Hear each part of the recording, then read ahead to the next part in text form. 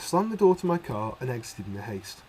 My boss Jeffrey likes things done quickly, or I might not get paid for this task. Such a fastidious little man Jeffrey was, always wearing a fancy suit or tie to work at his office on the top floor.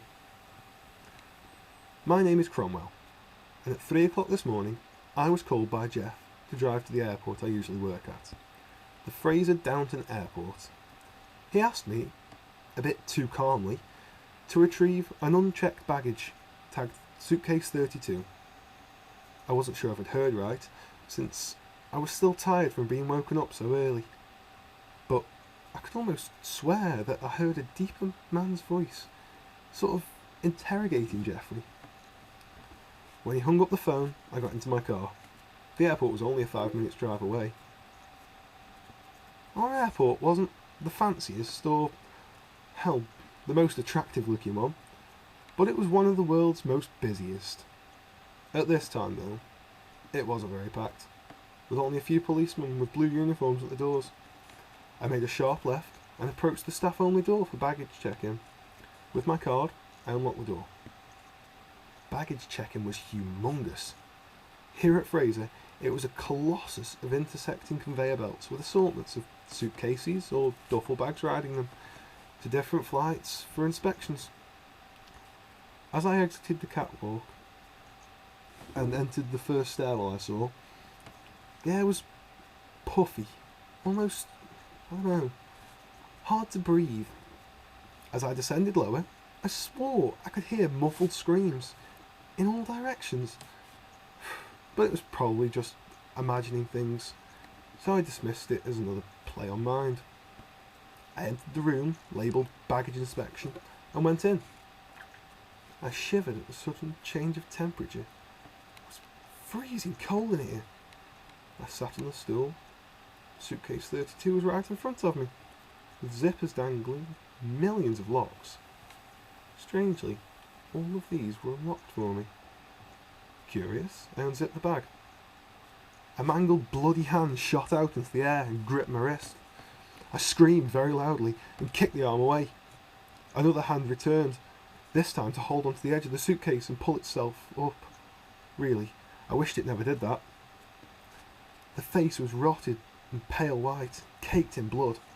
Flesh was pulled apart, revealing stripped muscles and unbroken blood veins.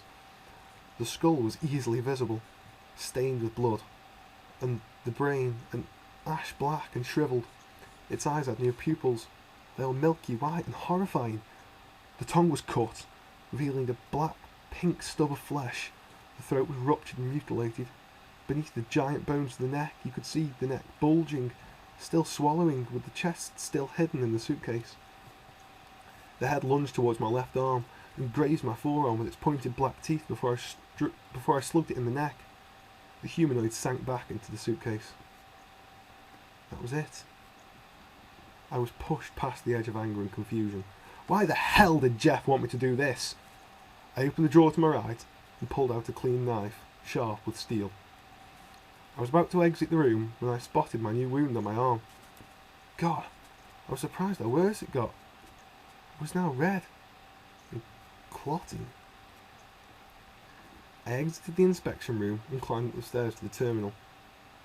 I saw what was happening now. Blood on the steps, more frequent screams, torn skin on the ground. Without knocking, I just burst into Jeff's office. That son of a bitch was sitting down casually at his chair, sipping at a cup of coffee. He was most surprised to see me. My face contorted into pure anger. What the bloody hell was that, Jeff? I asked furiously, snatching his cup out of his hand and hurling it at the wall. What are you talking about, Cromwell? Don't lie to me, Jeff. I saw that thing with my own eyes. That horrible thing that attacked me. Cromwell, you are so blind. With his words, my face turned into a look of confusion. I was puzzled. What? The air seemed to grow darker, with Jeff as his eyes narrowed, a thin smile of his lips. Cromwell, humankind needs to end. I opened my mouth to speak, but he continued. This is an airport, Cromwell. Airports grow many places. It's a perfect hub to start spreading the cleansing. You know, we're going to spread this virus to the whole world. Nobody will know. My mind raced, processing Jeff's insane words. Cleansing? Virus to spread? Humankind's end? What the bloody hell was he on about?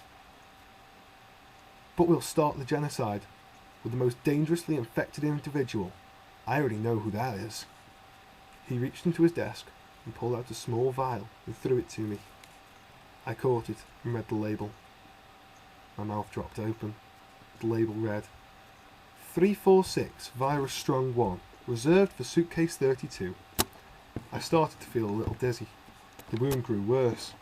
Before I could throw my knife, the door burst open with blue uniformed men with a bullet through my chest.